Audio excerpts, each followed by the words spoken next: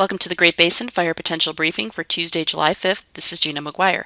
Over the next week, we'll see predominantly dry and windy conditions across the Great Basin, and this will increase the possibility of holdovers from the recent lightning we saw over the last week. Also, another concern will be windy and dry conditions on existing fires we already have across Idaho, Utah, and Nevada. The main areas of concern will be over the southern two-thirds of the Great Basin, where the low relative humidity will coincide with the gusty winds and also still critical fuels. Further north, up into the central Idaho mountains, fuels aren't quite as critical. However, again, on any existing fires across the Great Basin, winds will be an influence over the next week.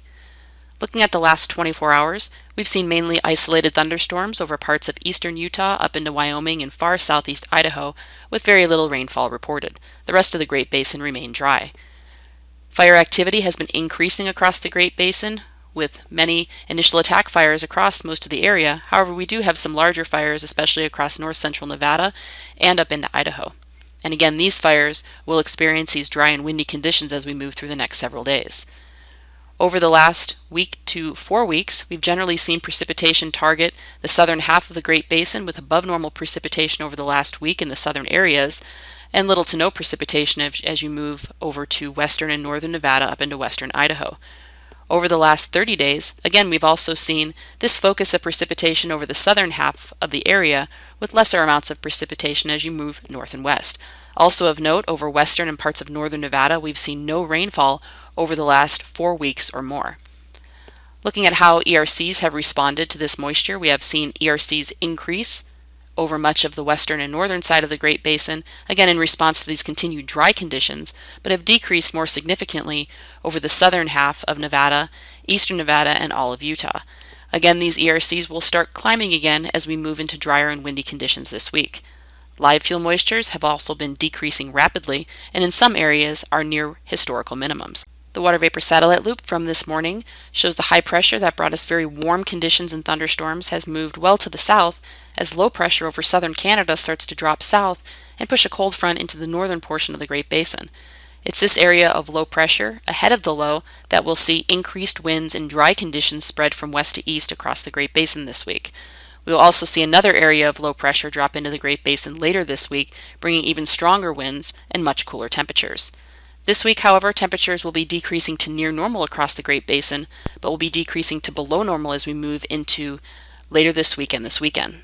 Now looking at significant fire potential today across the Great Basin, fire potential will increase as those winds increase with low relative humidity in areas that haven't seen as much rainfall over the northern half of Nevada.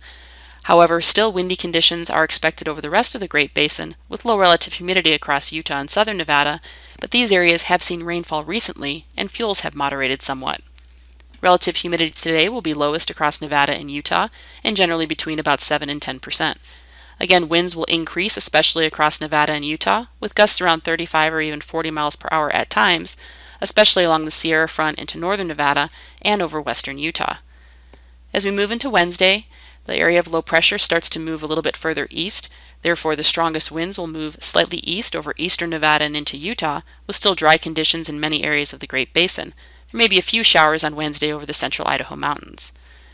The relative humidity does increase somewhat as this low moves through the northern portion of the Great Basin, especially across Idaho, but also into far northern Nevada, but still low relative humidity over the southern half of the area, with again the strongest winds across Utah and southwest Wyoming. Therefore, fire potential will remain elevated on Wednesday, especially on any existing fires and if we see the increased likelihood of holdovers. By Thursday, this area of low pressure moves well off to the east, with brief ridging across the Great Basin, which will decrease our winds and slightly warm our temperatures. However, again, this week temperatures are likely to be near normal in most areas. We do have another area of low pressure off the west coast, which will be dropping southeast into the Great Basin as we move into later this week. On Thursday, generally dry conditions across the area, but again, decreasing winds. Overall amounts of precipitation will mainly be focused across the central Idaho mountains and into western Wyoming, and still relatively light amounts with dry conditions across the rest of the basin. As we move into Friday, this next area of low pressure is now off the northwest coast, and this is quite a bit stronger than the low we'll see early this week. Therefore, winds will likely be stronger across the Great Basin as we move into Friday, and especially on Saturday into Sunday. We will see some moisture move into especially Idaho into southeast Oregon, and this will increase relative humidity and bring the likelihood for showers in those areas. However, further south and east, we'll see drier conditions with winds increasing. Therefore, once again, fire potential will increase, especially over western and northern Nevada on Friday, but winds will also be fairly strong as we move into Saturday across Idaho, even though relative humidity will be increasing.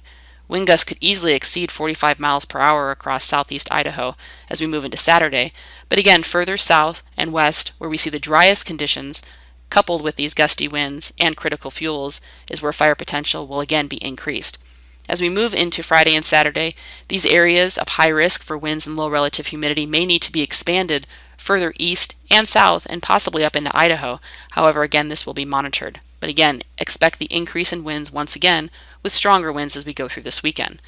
Also, as this area of low pressure moves across Idaho, we'll likely see significant wetting rains for the central Idaho mountains as we move through the weekend, and much cooler temperatures for the Great Basin, with all areas seeing below normal temperatures, possibly up to 8 to 10 degrees or more below normal. We'll likely see valley locations up into Idaho barely reach the low 70s for high temperatures as we move into this weekend. By Monday, this first low moves off to the east, and we still have another area of low pressure hanging around the northwest, so we'll continue to keep breezy conditions and mainly dry weather across the Great Basin with cooler temperatures. If we look at the overall amount of forecast precipitation, which does include the small amount that we'll see on Wednesday up into Idaho, but again, most of this rainfall will occur over this weekend from Friday through Sunday as that low moves across. So again, wetting rains across much of the central Idaho mountains and possibly further south, and also into Wyoming, with drier conditions further south into the basin. Therefore, looking at our overall extended outlook from the middle of July, we will likely see continued troughiness move through the Great Basin, which will keep temperatures cooler and dry conditions in most areas, but also much windier conditions than we would see this time of year. Also, these troughs will suppress any monsoon moisture further south. Therefore, again, these dry conditions that will persist is much different than what we would normally see this time of year, which is showers and thunderstorms, especially across the eastern half of the Great Basin with the monsoon.